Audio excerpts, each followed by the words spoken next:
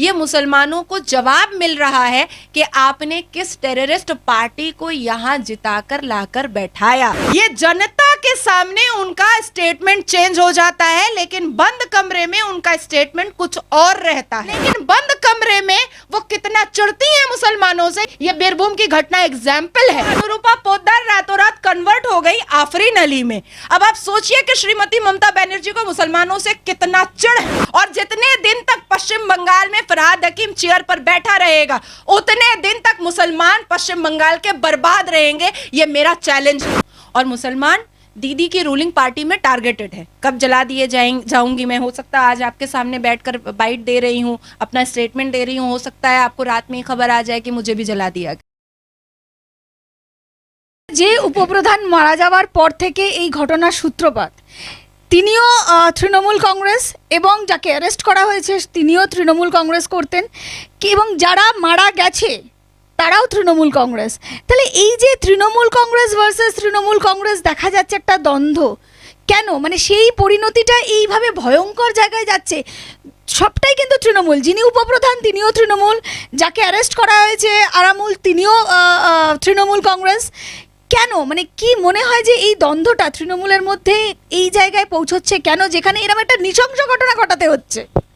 देखिए, मैं बहुत ही डिटेल में बता देती हूँ, तब जनता को भी समझ में आएगा कि ये जो लूटपाट आपस में हो रहा है ना, ये सब पैसे का लड़ाई हो रहा है। इसमें जान जो जा रही है वो मासूम की जा रही है। ये सारा लूटपाट जो होता है ये पैसे के लिए होता है, ज़मीन बेचने के लिए, कोयला चोरी के लिए, गाय चोरी के लिए, गोरु प्रचार के लिए। ये सारी चीज़ें चिटिंगबाजी जो होती है ये पैसे के लिए होती है। और नेता नेता में जब लड़ाई होती है तो जान हत्या मासूम की जाती है। तृणमूल कांग्रेस 2021 आने के बाद अपना आपा खो चुकी है। दीदी मुनी बौखला गई हैं कि अरे हमको मुसलमान जिता दिया, अच्छा हमको मुसलमान जिता दिया, फिर से चेयर पे बैठा दिया। तो अब मुसलमान जो इतना ज़्यादा उनका तलवा चाट रहा था, उस मुसलमान को समझ में आ रहा है कि हमने ला इलाहा इल्लल्लाह मोहम्मदुर रसूलुल्लाह वाली को जो पढ़ने वाली को जो हमने चेयर पर बैठाया है, उसने अब इन्ना लिल्लाहि व इन्ना इलैहि राजिऊन पढ़ना स्टार्ट कर दिया है। अरबिक में ये तब पढ़ा जाता है जब किसी की मौत होती है, किसी मुसलमान की।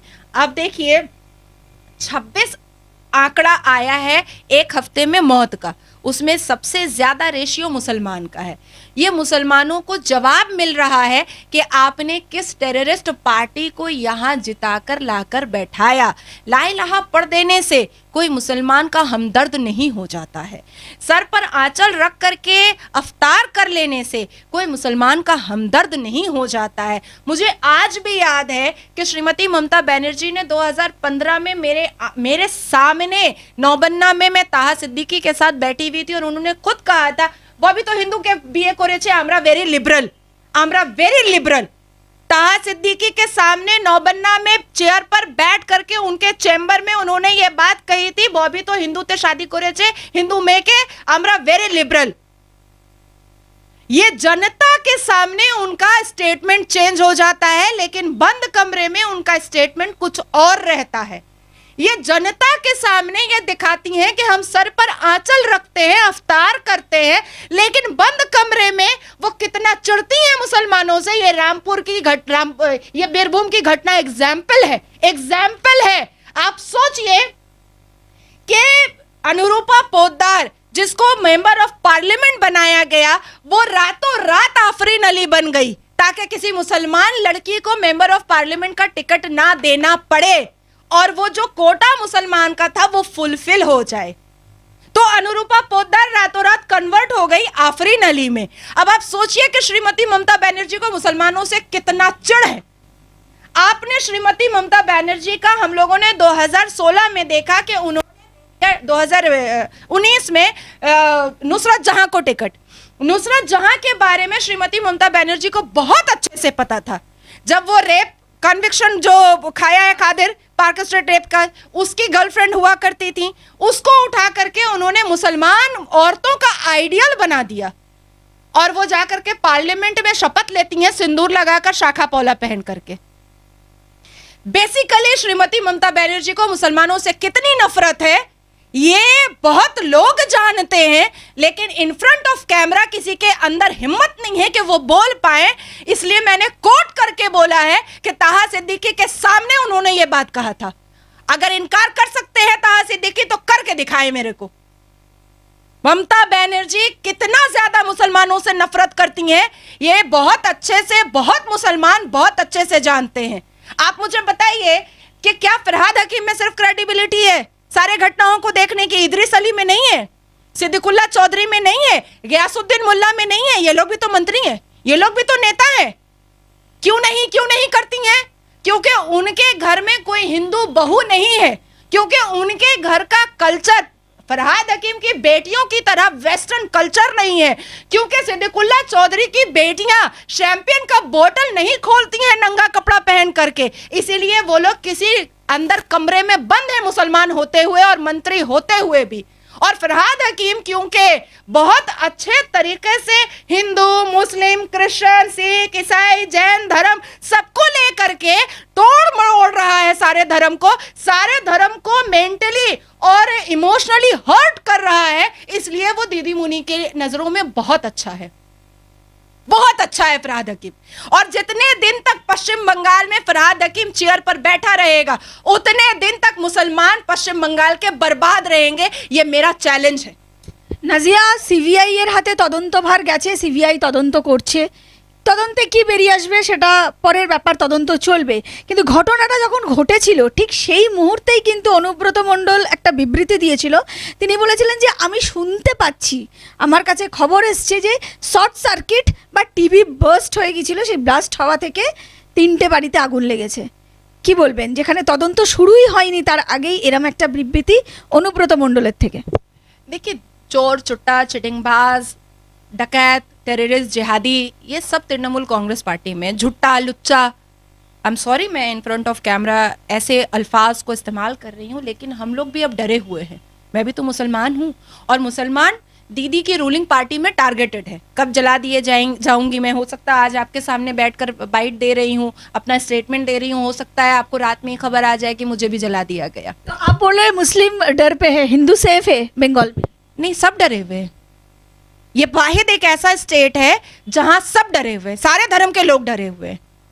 सारे धर्म के लोगों के दिल में एक डर है कि हमको कौन से झूठे केस में फंसाया जाएगा, या कब हमको जला दिया जाएगा, या कब हमको उनकी पुलिस हमको गोली मार देगी। कुछ दिन पहले जो काउंसिलर का डेथ हो गया था पानीहाटी में, वो हिंदू था, उनके ही दल का, उनका ही काउंसिलर।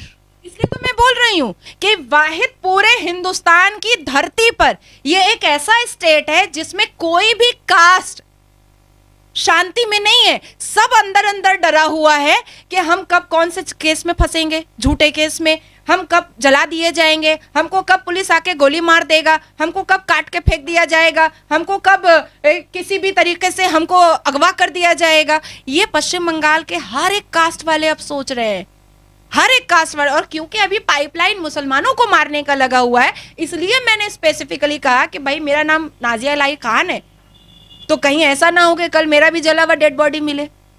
तो इसलिए मैं कह दे रही हूं कि फरहाद हकीम हो या जो भी हो, या अनुब्रतो मंडल हो, जुट्टा लुच्चा सब ये जो नेता है, जितना खराब आदमी वो तृणमूल के बड़े पोस्ट पर, जितना चोर चिटिंगबाजी वो तृणमूल के बड़े पोस्ट पर, जो बैलेंस आदमी है, जो लिबरल आदमी है, जो एडुकेटेड आदमी है, वो पोस्ट मिला है, लेकिन वो फेस नहीं है, उसको फेस नहीं बनने दिया जाता है, उसको सामने नहीं लाया जाता है, क्योंकि वो एडुकेटेड आदमी है तो वो इतनी गिरी और घिनौनी और वाहियात बातें नहीं बोल पाएगा, इसलिए उसको पीछे दबा के रखा जाता है।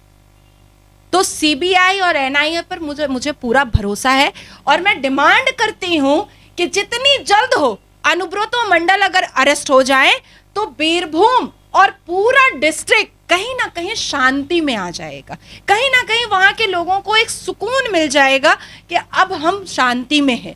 तो अनुब्रतो मंडल का अरेस्ट होना बहुत जरूरी है। নাজিয়া, প্রত্যেকটা বিরোধী দল কিন্তু রাষ্ট্রপতি শাসন দাবি করছে, এবং শুধু তাই নয়, বিজেপির রাজ্য সভাপতি সুকান্ত মজুমদার তিনি বারবার বলছেন যে রাজ্য মানে পশ্চিমবাংলা যেদিকে এগোচ্ছে রাষ্ট্রপতি শাসন হওয়া উচিত। কি বলবে, তুমি সহমত? देखिए, मैं तो बिल्कुल सहमत हूँ, और मैं 2019 से ये बात बोल रही हूँ, जब इलेक्शन के वक्त में हजारों लड़के भारतीय जनता पार्टी के मारे गए, उनकी डेड बॉडी पर हमने जाकर के फूल चढ़ाया है, उनकी माओं को गले लग लग करके हम रोए हैं। तो हमें पता है कि कितना मतलब मुझे अभी भी गूज़बम्स आ गया है, मेरे रोंगटे खड़े हो गए हैं कि क्या फील होता है। बच्चे छोटे छोटे रोते हैं, चिल्लाते हैं बाबा बाबा करके। तो अब जो है ये स्टेट पूरे भारत की धरती पे पश्चिम बंगाल शमशान घाट बना है, कब्रिस्तान बना है। तो ऐसे सिचुएशन में ये तो कॉन्स्टिट्यूशनल राइट है कि अगर किसी चीफ मिनिस्टर से सरकार ना संभल रही हो तो उसको साइड हो जाना चाहिए। एकदम राष्ट्रपति शासन की ज़रूरत है पश्चिम बंगाल को। नहीं तो मुझे ऐसा लगता है कि हम लोग ऐसा फील करेंगे कि ओसामा बिन लादेन आ गया है पश्चिम बंगाल में।